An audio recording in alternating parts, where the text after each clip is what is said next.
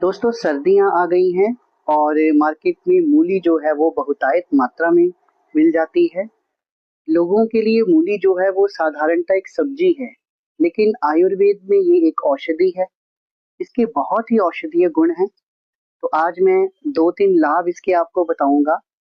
सबसे पहला लाभ है कि अगर आपकी आंखों में जाला रहता है और आपको धुंधला दिखता है, तो आप इस मूली के रस की दो दो बूंदे अगर डेली दोनों आंखों में डालते हैं, तो आपकी रोशनी जो है वो साफ हो जाएगी। आपका धुंधलापन जो है वो कुछ ही दिनों में साफ हो जाएगा। इसका दूसरा उपयोग मैं बताने जा रहा हूँ आपको पीलिया या जॉन्डिस के लिए। जिनको क्रॉनिक जॉन्डिस भी रहता है, यानी कि पीलिया काफी लंबा रहता है, या अगर आपको पीलिया हुआ है, तो आप क्या कर सकते हैं। आपने ये जो पत्ते हैं इसके, इनको नहीं छोड़ना। इसके पत्तों का भी रस निकालना है और इसकी मूली का भी रस निकालना है, और कम से कम 50 ग्राम रस जो है खाली पेट डेली पीना है। कुछ ही दिनों में आपका जॉन्डिस जो है बिल्कुल नॉर्मल आ जाएगा।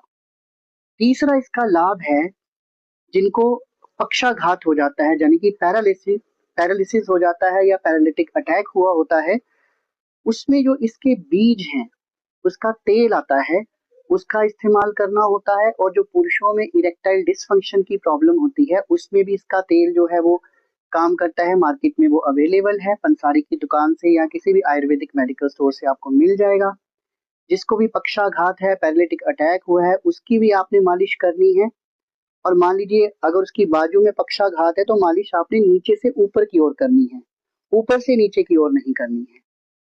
उसी तरह अगर इरेक्टाइल डिसफंक्शन है, तो जो पुरुष हैं वो अपनी लिंग की मालिश जो है वो भी इस तेल से कर सकते हैं। तीसरा जो इसका उपयोग मैं आपको बताने जा रहा हूँ वो है क्रेटिनाइन लेवल का बढ़ना।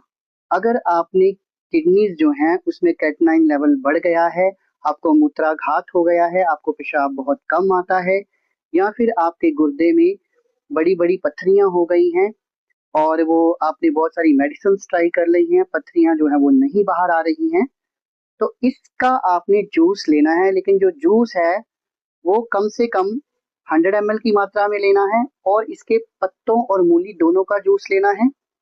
और डेली आपने वो खाली पेट पीना है। कुछ ही दिनों में आपकी पथरियां जो है गल के बाहर आ जाएंगी।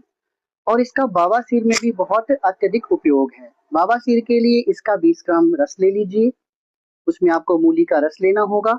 साथ में 50 ग्राम शुद्ध देसी घी ले लीजिए। दोनों को मिक्स करके आप उसे डेली उसका सेवन कीजिए।